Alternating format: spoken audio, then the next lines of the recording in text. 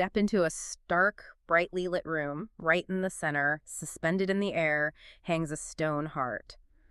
And it's just shattered into these jagged pieces. Yeah, and over in the corner stands this quiet figure, wearing all black and a hat. Exactly. And all around you, floating on the walls or hanging from invisible threads, are these quiet instructions. Things like, imagine the sky, or listen to the silence, or touch the air. Right, because this is not a museum you merely walk through. It's an entirely different state of mind you inhabit. Welcome to our deep dive. Today, we are stepping into the world of Yoko Ono. And, the sensation of entering this space is incredibly specific. Have you ever been driving on the highway for a long stretch and suddenly you realize you have zero memory of the last 20 miles? Oh yeah, highway hypnosis. Yeah. The white lines were just flashing by, your brain went completely offline, and you were just operating on pure unconscious habit. Right, exactly. And then suddenly a tire hits the rumble strip and you just jolt awake. Your hands grip the wheel and you are suddenly hyper aware of the road, the hum of the engine, the exact moment you were in. That is the perfect way to frame it. Because our mission today is to explore how this entire world is designed to be that rumble strip. We are going to look at what the people here believe, what they see that the rest of us just completely overlook, and how reality itself functions once you accept their rules. Because the foundational desire of this world is to cure us of that exact highway hypnosis condition. They call it automatic living. Automatic living. That makes sense. Because our brains are essentially just like optimization engines, right? Yeah, exactly. To save energy, the brain takes anything familiar and just pushes it right into the background. You walk the same route to work, and your brain literally stops rendering the trees. It stops processing the sky. You just become a body moving through physical space while your consciousness is time traveling. You're worrying about a meeting tomorrow or replaying a conversation from yesterday. The brain edits out the present moment because it assumes it already knows what is there. Oh. So the primary goal of this worldview is to force a system override. To wake you up, they have to question absolutely everything that is presented as normal. Right. They have to take the invisible, mundane details of life and make them violently visible again. Yes. If you walk past a crack in the pavement every day without seeing it, this world wants to put a magnifying glass over that crack until you notice the tiny ecosystem of moss growing inside it. Okay, I mean, I understand the goal. If the objective is to snap us out of that sleepwalking state, making us notice the moss in the pavement makes total sense. But let's go back to that opening scene I described. The shattered heart. Yeah, you walk into a room and the first thing you see is a shattered stone heart.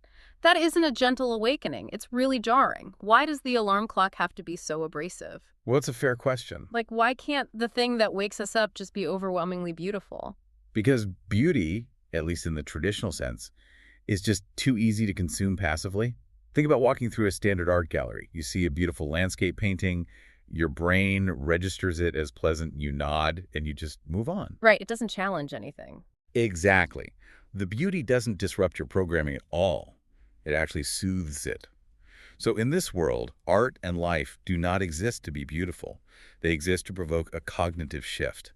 Discomfort is viewed as a vital biological signal that something real is actually happening. But wait, isn't the whole point of art to evoke emotion through aesthetics? If I just want to be challenged intellectually, or if I just want to think really hard, I can go read a textbook or solve a math problem, Why do I need to look at brick and stone? I get that pushback. Mm-hmm. But it assumes that art's primary function is comfort. The belief here is that the rules governing what things should be, that art should be pretty, that a stone heart should be whole, are the very barriers keeping you asleep. Oh, I see. So when you encounter the shattered stone, your brain cannot easily categorize it. It can't just label it as pretty and move on. Exactly. The discomfort you feel is literally the friction of your automatic processing breaking down. The broken rule forces you to stop and engage. So the shattered heart isn't merely a broken object. It is the physical manifestation of a broken rule. Yes.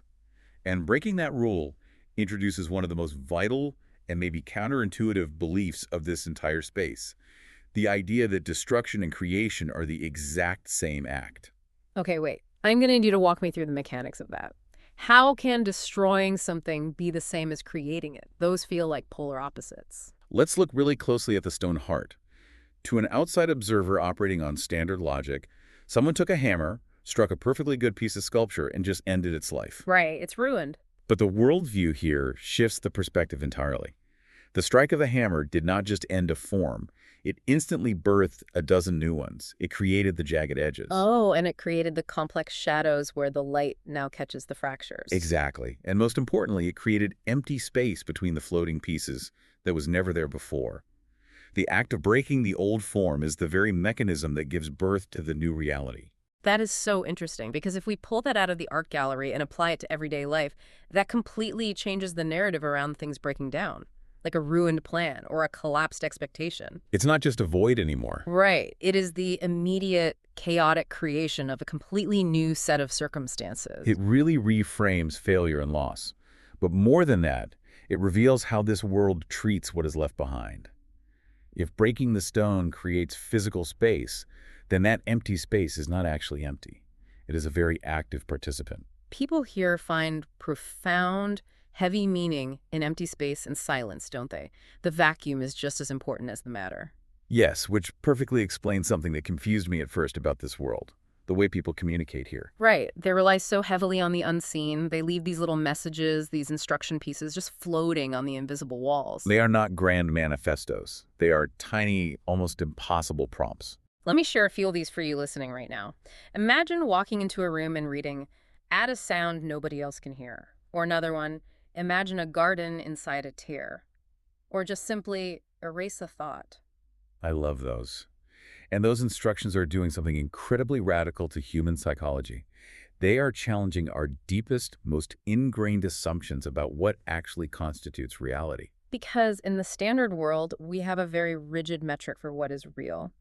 We believe an idea must be carved into marble or cast in bronze or painted on canvas to have any real weight. Yeah, it has to take up physical space, Yeah. and it has to be permanent. We trust the bronze statue in the park because it will outlive us. Right. If an idea isn't materialized into a heavy object, it's just a daydream. It doesn't count. But in this space, an idea written on a tiny slip of paper, or even an idea that is never spoken aloud, just held quietly in the mind of the reader, is considered to have the exact same gravity as the towering marble statue. The invisible concept is just as valid as the physical object. I mean, I am struggling a little with the permanence aspect of that. The bronze statue stays in the park for a century. The thought of a garden inside a tear flashes in my brain for 2 seconds and then it's just gone forever. How can they possibly hold the same weight? Well, it requires a complete shift in how we measure value. The normal world measures value by durability. This world measures value by the intensity of the internal experience. Ah, okay. So the thought might only last 2 seconds, but for those 2 seconds, it completely rewired your consciousness. Exactly. It made you visualize something impossible. The sheer mental weight of holding that invisible idea is the art. It is almost like having a strange superpower where your thoughts actually furnish the room you are standing in. You don't need a delivery truck to bring in a sculpture, you know? You just need your mind to generate it. You furnish the room with your awareness. Let's actually test this mechanism right now. Let's see if an invisible act really holds weight. I'm going to read one of the instructions from this world, and I want you, the person listening right now, to literally do it. Are you ready? This is a great exercise. Okay, here is the instruction. Make a wish without saying it. Just take a moment to actually do that. Even in that quiet, empty space we just held, a complex, entirely real emotional event just occurred inside your head. You had to search your desires, select one, and articulate it silently. And by doing that, you just engaged the secret engine that powers this entire reality. You just demonstrated the grand mechanism of how things grow here. Oh, right. This is a concept called the unfinished invitation. The unfinished invitation. In this world, nothing is ever completed by the original creator. The artist never puts a final coat of varnish on the painting. They deliberately build only half the bridge, and they hand the unfinished structure directly to the observer. So the instruction I just read to make a wish, the words themselves were not the art. The reality of the piece didn't exist until the person listening actually formed the wish in their own mind. Exactly. Participation here is not optional. The observer is the final, essential artist.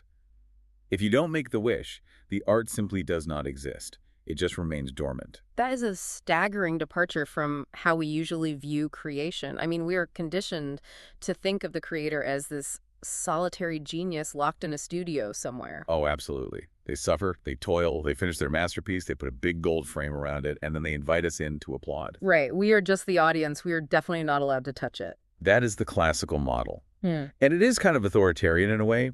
The artist dictates the meaning, and you just consume it. But the growth cycle of this world operates on an entirely different sequence. It does not grow through imposing a finished product onto an audience. It grows through an invisible democratic chain reaction. Yes, it starts with an idea. That idea becomes an invitation. The invitation prompts the action from the audience. The action creates the internal experience. And only then, inside the mind of the participant, is the art actually born. Idea, invitation, action, experience, art. That's the cycle. The final reality exists nowhere else but in the neural pathways of the person who accepted the invitation. I have to play the skeptic again here, though, because this sounds suspiciously convenient for the creator. Isn't this just a massive cop-out? How so? Well, imagine going to a Michelin star restaurant. You sit down expecting a masterpiece, and the head chef walks out, hands you a raw potato and a blank recipe card, and says, "Here, you imagine the dinner. You are the final artist." I would feel completely cheated. Isn't handing the audience an unfinished piece just a way of passing the buck and avoiding the hard work of finishing it yourself? I mean, if you judge it by the rules of the Michelin star restaurant, absolutely. Because in that dynamic, the chef holds all the power and expertise, and you are paying to be a passive recipient of their genius. Right. But this world operates on a completely different power dynamic. Handing you the unfinished piece is not a cop-out. It is considered the ultimate act of respect. Okay, wait. How does handing me a raw potato equate to respect? Because it proves a fundamental belief that the classical art world often rejects entirely. The belief that absolutely anyone can create. The classical world says only the trained genius can make art. This world says human consciousness itself is the medium. Oh, wow. So by leaving the work unfinished, the creator is actively stepping down from the pedestal. Exactly. They are telling you that your reaction, your unique imagination, your internal life is the missing puzzle piece. They're saying, I trust your mind enough to complete this. They are completely stripping away the hierarchy. They're stripping away the ego of the artist. Yes, and you see this trust reflected perfectly in the specific types of instructions they leave. They're not asking you to paint a masterpiece. They're asking you to engage in a deeply personal process. Think about the instruction. Count to infinity in your own way. Or my personal favorite, write a poem that no one will read. Oh, that one is brilliant. It really is. It completely short-circuits the brain's social evaluation system. If I know absolutely no one will ever read it, I can't write it to impress anyone. I can't write it to sound smart. The only possible value the poem has is the psychological experience I undergo while putting the words together. Right. It bypasses the need for outside validation entirely. It forces you to rely purely on intrinsic motivation. The product, the ink on the page, is totally irrelevant. The process of searching your own mind is everything.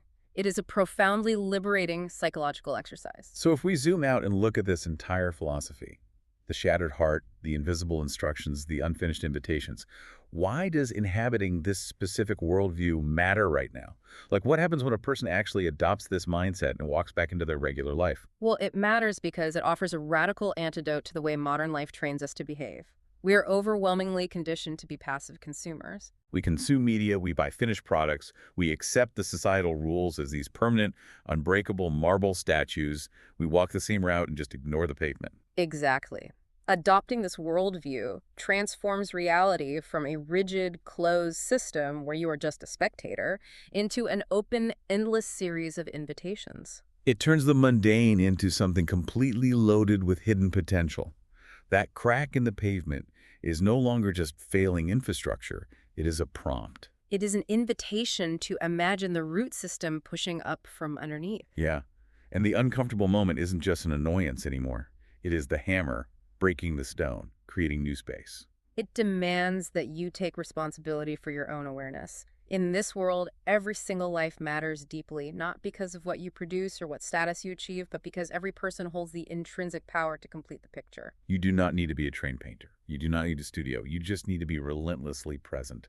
You just need to be willing to see the things that everyone else is too busy or too asleep to notice. You just have to wake up from automatic living, realize the bridge is only half built, and accept the invitation to finish it.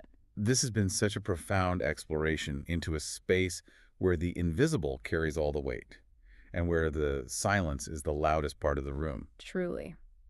Before we let you go today, we want to give you one final quiet thought to carry with you as you step back out into your own life. Think about everything we have unpacked in this deep dive. The value of empty space, the necessity of breaking the rules, and the sheer power of your own imagination to finish the work. Just sit with that for a moment. If you were handed a blank card right now, what invisible thing would you add to the world?